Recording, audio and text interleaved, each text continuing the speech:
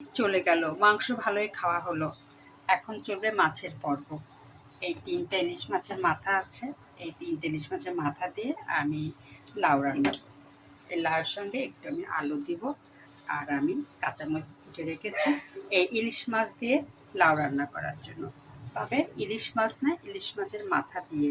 এগুলো আমি একটু ছোটো ছোটো করবো, এখনও করি নাই, করার জন্য চিন্তাভাবনা করছি। আর এর জন্য আমি মশলা বসিয়ে দিয়েছি। আমি মশলা যথেষ্ট ভুনা করে নিই, এখনও হয়নি, আরও মশলা ভুনা হবে।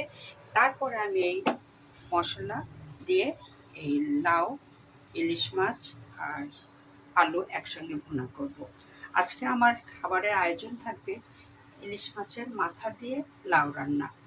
এই রান্নাটা কিন্তু অনেক পছন্দ, কম বেশি সবারই। হয়তো কম রান্না করা হয়, এর জন্য হয়তো বেশি টেস্ট।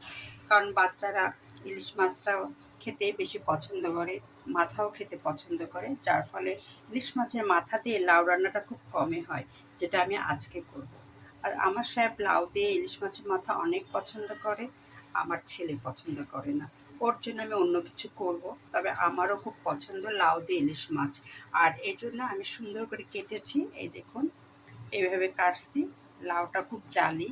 ও আরেকটা কথা বলে দিই, এই লাউটা কিন্তু আমার কেনা না, পাশের বাসার ভাবি আমাকে এই লাউটা দিয়েছে।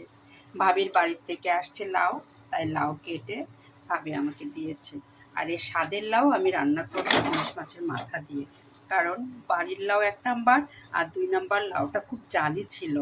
লাউটার গায়ে খুব সুন্দর সবুজ সবুজ আবরণ, এবং হাত দিলেই হাত ঢুকে যাচ্ছে, তার মানে বুঝতে হবে লাউটা অনেক জালি। আর বাড়ির লাউ সাধারণত খুব মানে মজাদার হয়।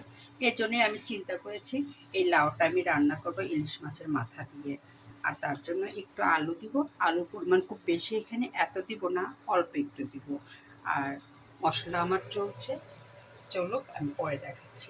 ইলিশ মাছগুলোর মাথা আমি পরে আমি এইভাবে কাটলাম, ছোটো ছোটো করে নিয়েছি, কারণ অত বড় ইলিশ মাছের মাথা দিলে ভালো লাগবে না এবং কেউ স্বাদও পাবে না। আর স্বাদ পাওয়ার জন্য এই মাথাগুলো সব ছোটো ছোটো করে কাটলাম।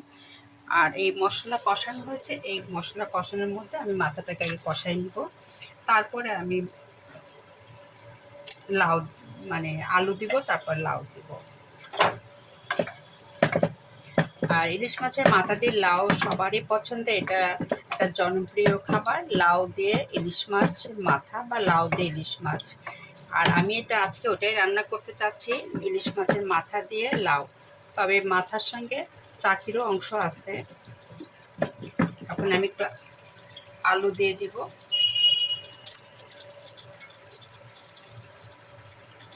খালি লাউ দিতে চেয়েছিলাম, পরে ভাবলাম যেটা আলু ভেঙে দিলেও ভালো লাগবে।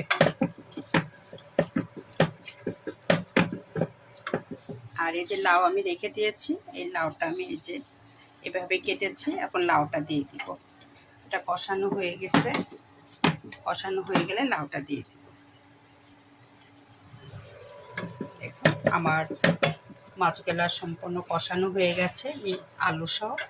আমি এখন লাউটাও দিয়ে দিব, লাউটা দিয়ে কষিয়ে অল্প পানি দিয়ে ঝোল দিয়ে নামিয়ে ফেলবো। এটাতে আর ধনের পাতা দিব না, যেহেতু ইলিশ মাছ আছে, একটু জিরা দিয়ে একটু কাঁচামরিচ দিয়ে নামিয়ে ফেলবো।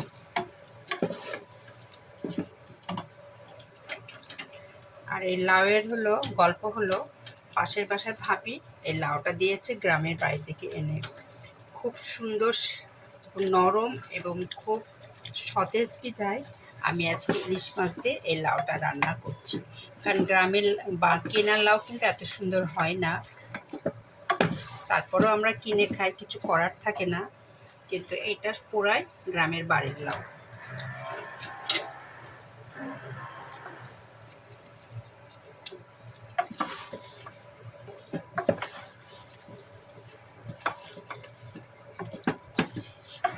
হ্যাঁ, এভাবে কষানোর পরে হালকা পানি দিয়ে আমি লাউটা ঢেকে দিব। তারপরে যখন পানির পরিমাণ একেবারে অল্প হয়ে যাবে, তখন জিরা দিয়ে নামিয়ে, জিরা কাঁচামরিচ দিয়ে নামিয়ে ফেলবো। এই আজকে আমার রান্না হলো লাউ দিয়ে ইলিশ মাছের মাথা। এখানেই রাখলাম, আল্লাহ হাফেজ।